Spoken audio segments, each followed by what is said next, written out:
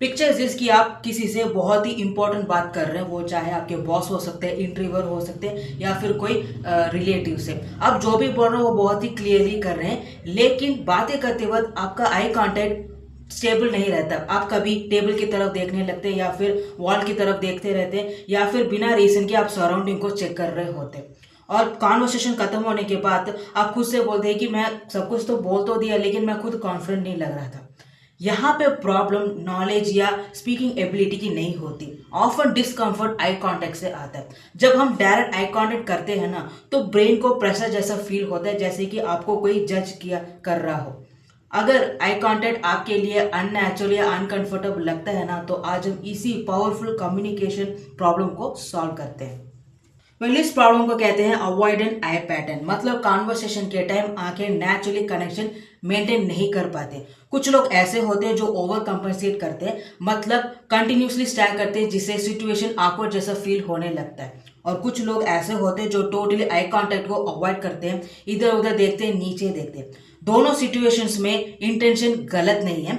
ये लोग उस सिचुएशन में कंफर्टेबल रहने की कोशिश करते हैं, लेकिन लिसनर्स इसे सिग्नल की तरह रीड करता है। वो पहले ही असम्पशन बना लेते हैं कि ये शायद अनश्योर है, ये शायद नर्वस है, या फिर वो अपनी बात पर खुद ही कॉन्फिडेंट नहीं है।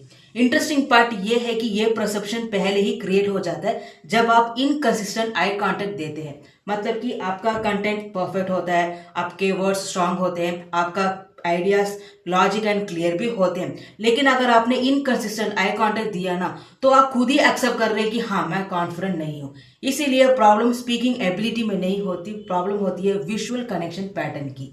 आई कांटेक्ट ब्रेन के लिए हाई इंटेंसिटी सोशल सिग्नल होता है। मतलब जब दो लोग एक दूसरे की आंखों में देखकर बातें करना शुरू करते हैं ना, तो ब्रेन उसे विजुअल एक्शन की तरह नहीं बल्कि प्रेजेंस एंड स्टेटस की तरह रीड करता है। जब हम नर्वस होते हैं, एंग्शियस होते हैं, तो ब्रेन ऑटोमेटिकली गेज को ब्रेक करता है ताकि टेंशन को रिड्यूस कर सके। ये अवॉइडेंस वीकनेस नहीं होता, बल्कि नर्वस सिस्टम का बिल्ट इन सेफ्टी रिस्पॉन्स होता है।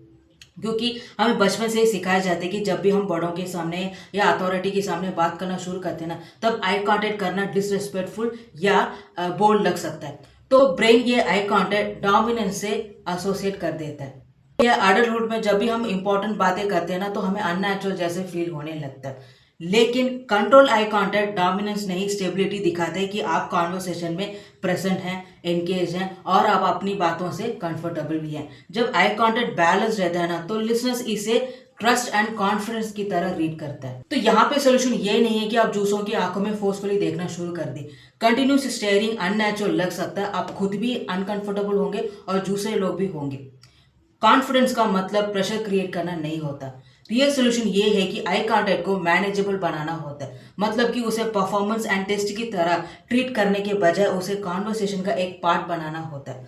जब eye contact small and relax होता है, तो एंग्जाइटी ऑटोमेटिकली कम हो जाती है, आपकी प्रेजेंस नेचुरली स्ट्रांग होने लगती है एंड नेचुरली विजिबल भी होने लगते हैं। तो इसे कैसे कर सकते हैं? वेल, इसका एक सिंपल सा सोल्यूशन है। वो क्या है? Let's find out. वेल, इस सोल्यूशन को कहते हैं ट्रायंगल ट्रिक। ये रूल बहुत ही सिंपल है। जब भी आप किसी से बातें करते हैं ना, तो उनके 2 आईज एंड नोज के बीच एक ट्रायंगल इमेजिन कीजिए। गेज को रैंडमली इधर उधर देखने के बजाय इस ट्रायंगल में स्लोली शिफ्ट कीजिए, like left eye, right eye and then nose bridge. ऐसा करने से आप स्टेयर नहीं कर रहे होते, बल्कि आप माइक्रो मूवमेंट्स को फॉलो कर रहे होते हैं।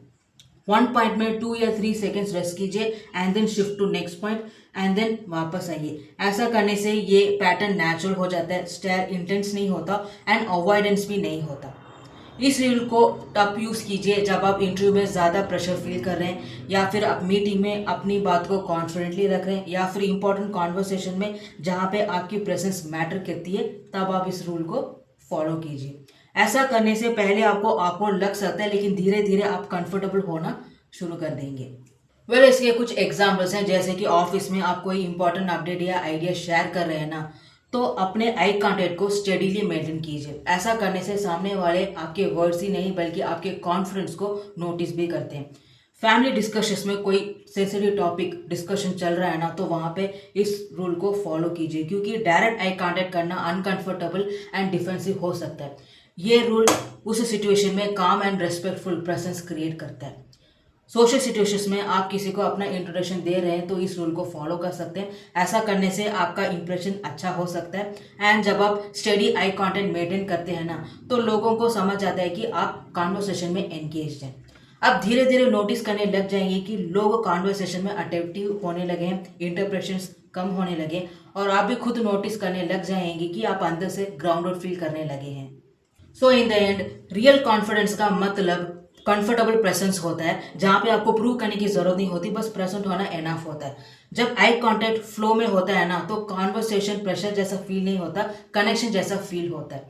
जिस दिन आप अपने आई कांटेक्ट फियर से कंट्रोल में ले आएंगे, उस दिन चेंज आपके बिहेवियर भी नहीं बल्कि लोगों के रिएक्शन में भी दिखना शुरू हो जाएगा। लोग आपके वर्ड्स ही नहीं बल्कि आपके स्ट्रॉन्ग प्रेजेंस को सीरियसली लेना शुरू भी कर देंगे।